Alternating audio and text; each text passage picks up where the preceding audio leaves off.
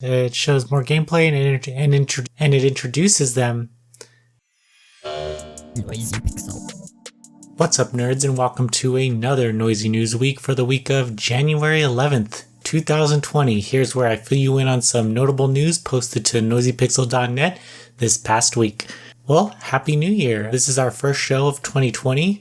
We started in 2019, probably near the end, but we're keeping this going. We took a couple weeks off because there wasn't really anything to talk about.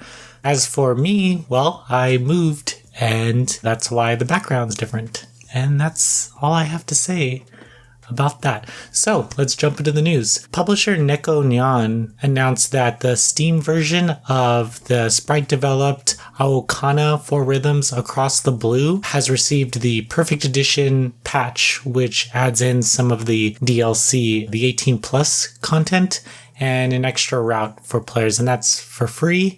Anybody can download it, so get it if you have the Steam version. And then there's another patch for people with the other version. But whatever version you have, there's a patch for.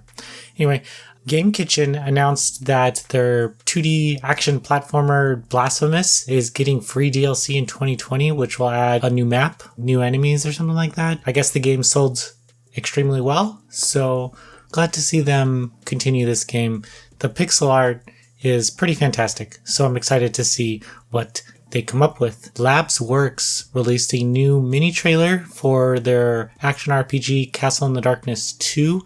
This is a trailer that highlights the mini maps in the game, which wasn't in Castle in the Darkness. I never played the game, so I'm just going by what they're telling me. It's cool. Minimap is a pretty useful feature. This map in general kind of highlights where you've been and where you haven't been. Castlevania vibes. But the game looks cool, so I'm excited to see more. And this is a ongoing feature that on the 2nd of every month, a new trailer will release.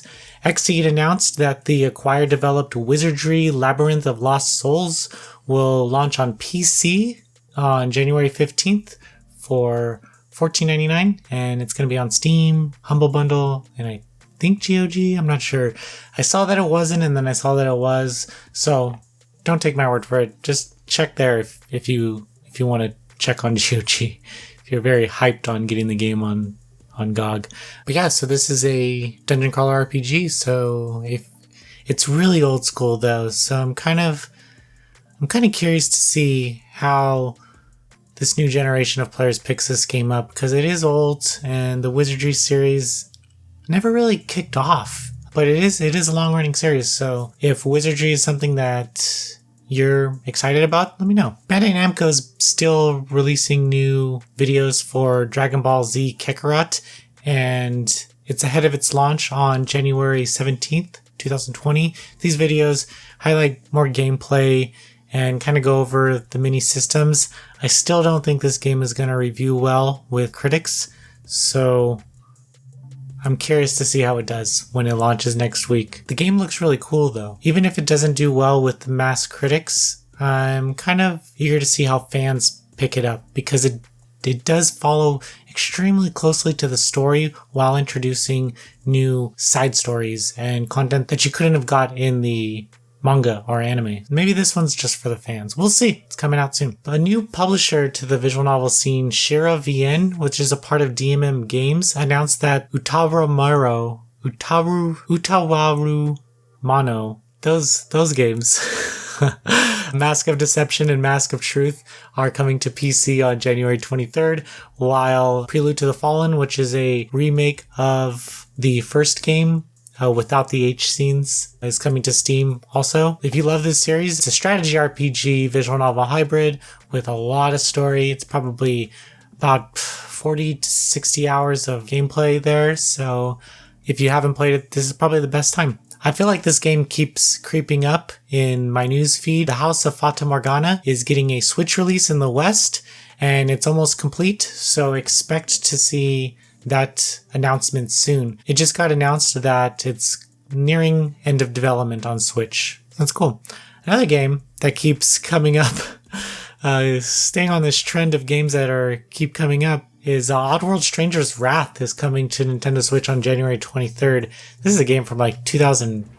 It released on the Xbox, so it's It is early 2000s. But yeah, it's coming to Switch. It looks like it's an old game, but if you haven't played this game, it is pretty cool. So check it out. And I believe this is the HD version of it. Also, a visual novel RPG from publisher Sakai Project is Sierra Ops Episode 1, Collapsing Daybreak, is coming out on PC on January 15th. This is a visual novel kind of strategy game. It's super indie. I haven't seen much about it, but you save the world. You might romance some characters. I believe that's what it said. Keep an eye out for this. Samurai Showdown is getting a Switch release on February 25th. Doesn't look like the console version, that's for sure. But what do you expect? You can just tell that the porting process is pretty bad, but we'll see.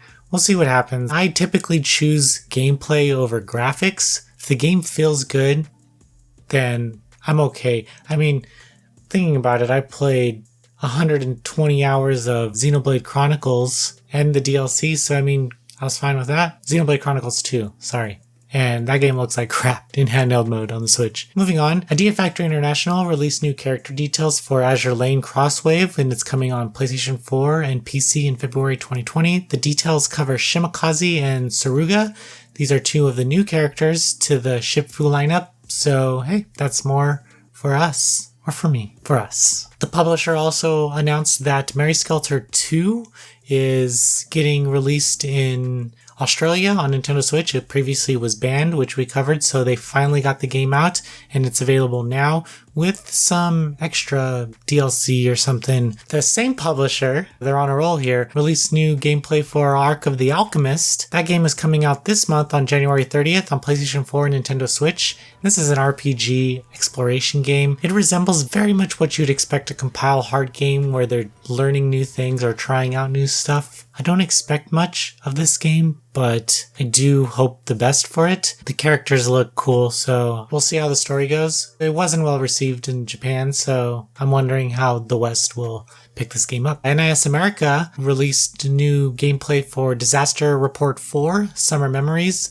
coming to PlayStation 4, Nintendo Switch, and PC on April 7th. Everyone has been waiting for this game. It does not look good. It looks like it's been in development for like the past 10 years. Just look at the gameplay, everything about this game screams like a budget title, and I just hope that they utilize the idea of surviving in a catastrophe to the biggest extent that they can, considering that it looks extremely dated. Probably better for the Switch. That's mean. I'm sorry. The Blind Prophet got delayed again from its PC January 10th release, and it's now coming to some unannounced date. They are implementing more subtitles, so we'll see what happens. The game is also coming to PS4, Switch, Xbox One, and mobile phones, so we'll see. The game looks incredible, and we have a preview on the site, which I'll plug later. Kentucky Route Zero TV Edition was announced, and that is going to be coming to PlayStation 4, Xbox One, Nintendo Switch on January 28th. This is like a realist adventure, very atmospheric. You know, it's an art piece. You find an underground highway and it's like very fantastical. It's an old game. It released on Steam a while ago, so it's coming to consoles now. Yoastar, the mobile game developer behind Azure Lane, announced that Ark Knights is up for pre-registration on iOS and Android, and it's going to launch in the West on January 16th. They released a nice animated trailer, so you can pre-register for that now. It looks really cool, so you can expect coverage on Noisy Pixel from it. Glass Revolver announced that their indie-developed action-adventure game, Ita, is getting released on Nintendo Switch in 2020 alongside its PC release, and this is a bullet hell adventure game where you play this cute little character with a gun and you take on some tough bosses. It looks great. Netmarble, actually this next piece, I'm not really sure why it got so big, but it did, so I know why, actually. Netmarble announced that the King of Fighters All-Star is getting a bathing suit, event for the new year, even if it's cold outside. No better time for Mai to put on a bathing suit. And they released Orochi as a brand new character. XD Network released a new trailer showing the improvements made to the Freebird Games developed adventure RPG To the Moon, coming to Nintendo Switch on January 16th. The game has been remade in Unreal Engine, maybe Unity. I think it's Unity, actually. It looks great. This is a very old game, I'm sure you've heard about it if you're on Steam ever, so this is a great time to see a reemergence of this game and get a new fan base behind it. And the Switch is a perfect place for it. Square Enix released a new trailer for Trials of Mana. This trailer highlights Kevin and Charlotte. These are two playable characters in the game. Kevin is kind of like this Beastman character, and Charlotte is this little tiny girl who knows magic. It's really cute. So check out that trailer if you haven't. It shows more gameplay, and it introduces them in detail. Whew. There's a lot of news today. NIS America released a new trailer for Landgrasser 1 and 2, and this details the gameplay in Landgrasser 2, introduces the characters and the situations that the story has led them. Both games talk to each other, and they're both available in this collection. That game is coming out on PlayStation 4, Nintendo Switch, and PC on March 10th. Rocket Punch Games announced that their 2D action platformer Hardcore Mecha will launch on PlayStation 4 on January 14th. The game is available now on PC if you want it, but I'm sure this game was meant to be a PlayStation 4 game considering that China Hero Project kind of backed it, and they are created by Sony. So hey, finally. And this game is like a 2D mecha game where you can play up to 4 players and fight each other, or you can go through a story and campaign mode. Nintendo announced that Spike Chunsoft and the Pokemon Company are delivering Pokemon Mystery Dungeon Rescue Team DX on Nintendo Switch on March 6th, and there's a free demo available now. This is a remake or remaster of the first Pokemon Dungeon Mystery Quest games. You wake up as a Pokemon and you build up a team to go in dungeons. It's turn-based, so think like Chocobo's Mystery Dungeon and all those games. Same idea here, just with Pokemon. I'm wondering how this game will do, actually. It's never been really popular, but we'll see. Arc Systems Works announced that Code Shifter will be coming west on PlayStation 4, Nintendo Switch, Xbox One, and PC in Q1 2020. This is a game that is a 2D platformer where you insert yourself, you're a programmer, and you're trying to find bugs in this game. And so you jump inside the game to get the bugs away, and you can transform into over 100 different Arc Systems Works characters, all the River City characters, and Blaze Blue. So it looks really cool. I'm excited about it. Blowfish Studios announced that they will be publishing the action platformer Infinite Beyond the Mind on PlayStation 4, Xbox One, Nintendo Switch, and PC in Q2 2020, and they released a new trailer for the game, and this game looks really cool, so check it out if you haven't. Devolver Digital announced that the no-code developed narrative-driven adventure game Stories Untold will be coming to Nintendo Switch on January 16th. This is a really strange game where you're kind of work on a computer, and then it's super narrative-driven. I mean, what can I say? You're reading a lot and you're solving like these mysteries, and there's 4 episodes that kind of connect in a way. I remember playing it, but I don't remember being too addicted to it. Maybe this is a new chance for me to play the game and experience it on Switch, because we all grow. We all grow. And when you grow, I feel like you get more addicted to narrative-driven games because you don't have to play so hard. You just sit back and relax. Sounds good to me. Anyway, that's the show. Now let's jump into some features. We have a top 5 Atelier Games on the site. We put together our top 5 games, and I know this is super touchy with some Atelier fans, but hey, we wanted to put our input into the pot, and we did. Also, previews, we have The Blind Prophet.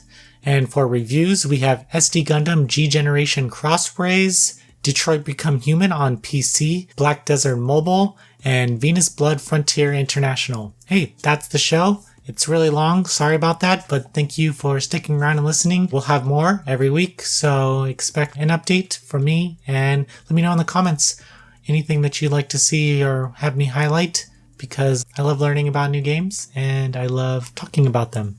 So thank you. Happy New Year, and see you soon.